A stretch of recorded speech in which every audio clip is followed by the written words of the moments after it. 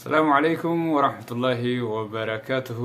أكم نجاف يا قبضني جرجرتو سنين جتشا ماتي وونكو النجاف يا كبا سنموك نجاف يا قبضن أبدين كبا أرنتنا وما تكشوا تكشوا سجنتان أنقبل ده سجنتا براتي خليس تاين ليفي في التوري شولا غيرو مالتو كليفي سفيدين بينه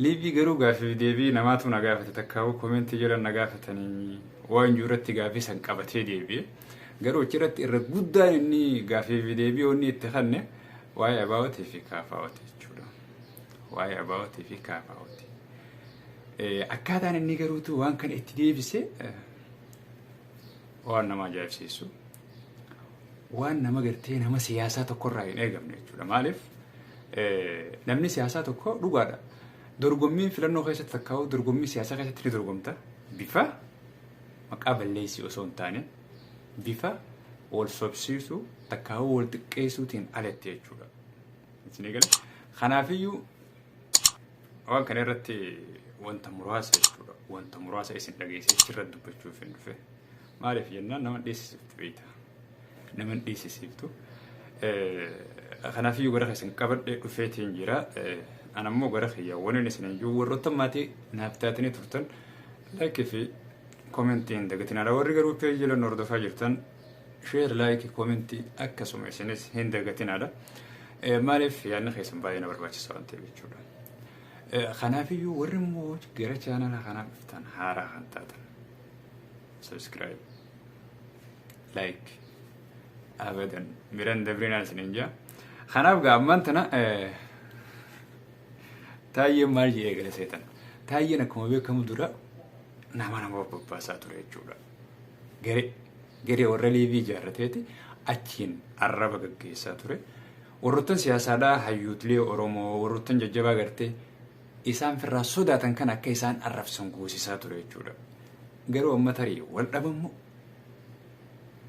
لك يعني ستدبلمي كبسوتا نغفو غرفو الدرا أوفون كبو وانجو ورت في الرا قومدي بي أسبيهمو ماليتون قافينا مو هنداتي أكمل بيكم من دران فيسبوك رتوا بري فمان وادر بتا بري فمان نمارفسا بري فمان نمدك كيسة جودا قالوا مو قافي انترفيو قولوا داف إسا أفيرن أتشي خيسا ستج أفستا وانجروا في الرابع جودا أما والمرة نفكت لي جدو في وهدو دبتي قالوا في قاريت ولي هيوتن روما ورهيدا جيران هما ولي أبا أو في كافاو أمالي ورا سياسة همان بين قرته ورا سياسة همان بين يوني في سياسة إثيوبيا تنخني في تروفن تكاو أورومو تنا هجون كروفن تاتلي أكوان إسان قوما وقاد بافي شنتم درا بافنا وقاد بافي شنتم بافنا أكو إسان قرته سابوتن سبا إسان ميرات رفكينيا في أمارة فردو ورميني لك هرمانا مرامورة أورومو رامورة هركا أورومو رامورة چالي چالنكو أمو لفقوتي جتشولا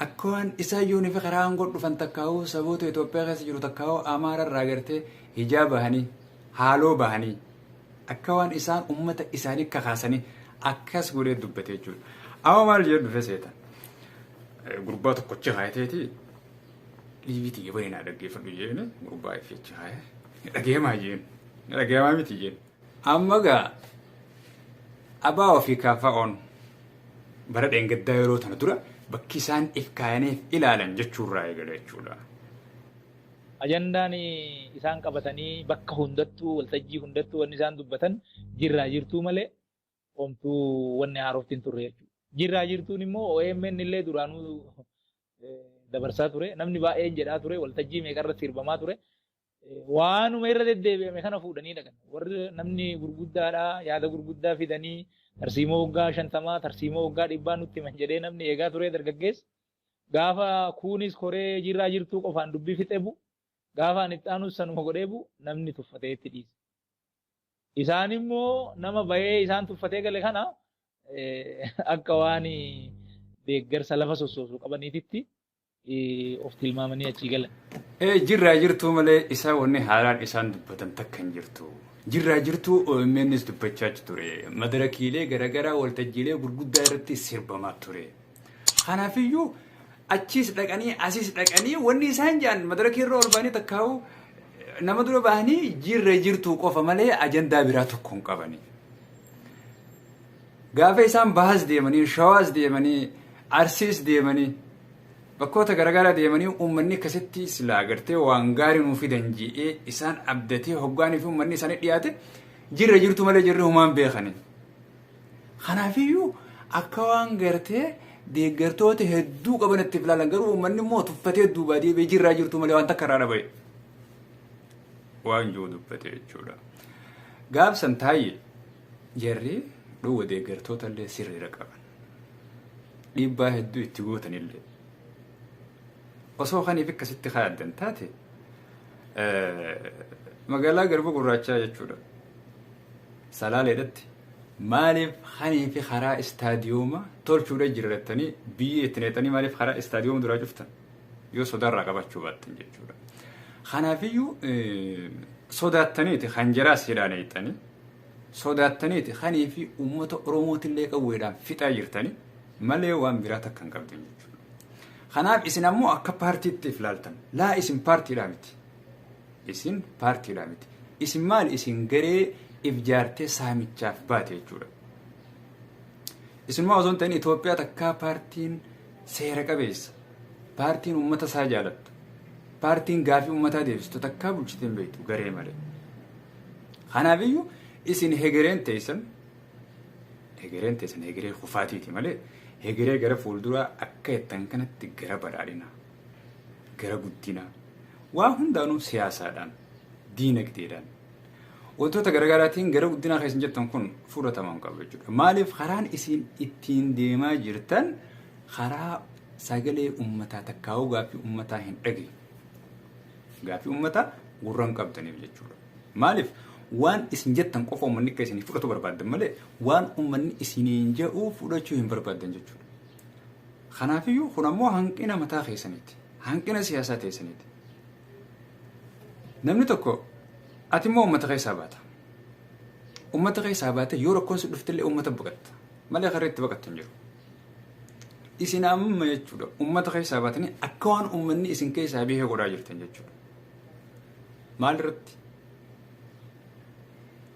Gaafiin uummanni isin gaafatu gaafii biraati. Wanni isin gootan waan biraati. Wanni isin yaachisuus akkamitti aangoo tana irra turraa. Akkamitti biyya tana waggaa 100 gaggeessanaa qofa malee uummanni kun maal argachuu qaba? Uummanni kun maal dhabe? Kun isiniif yaadaa miti jechuudha.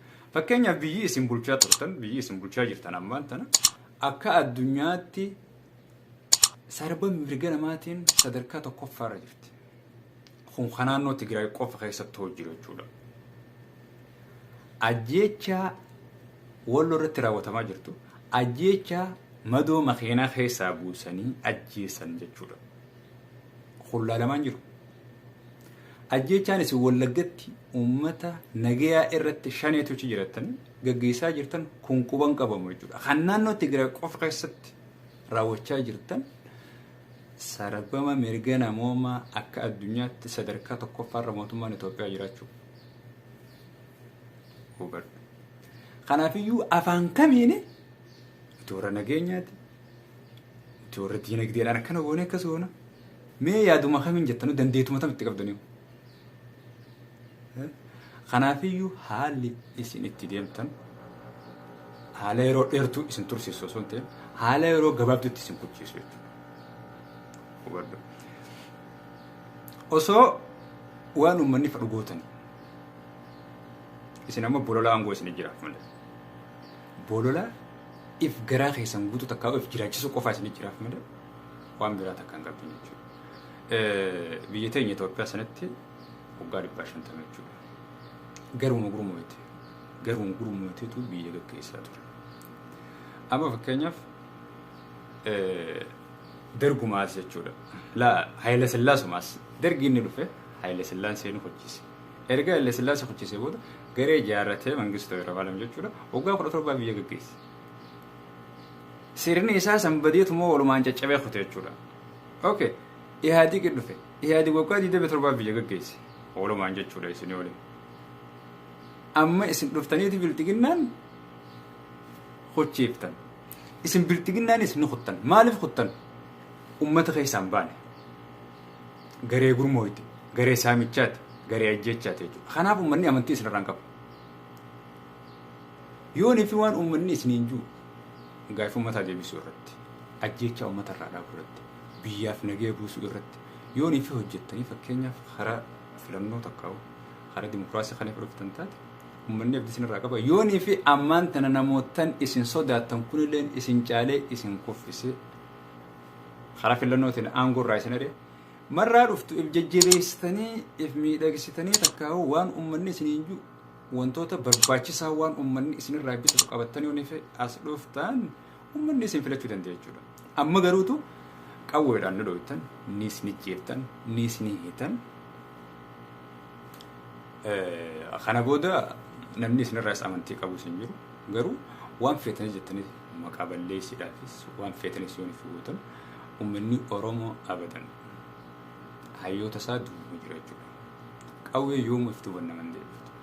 Kanaaf taayee xiyya hedduu akkanatti maqaa nama balleessuudhaaf hin jarjarina.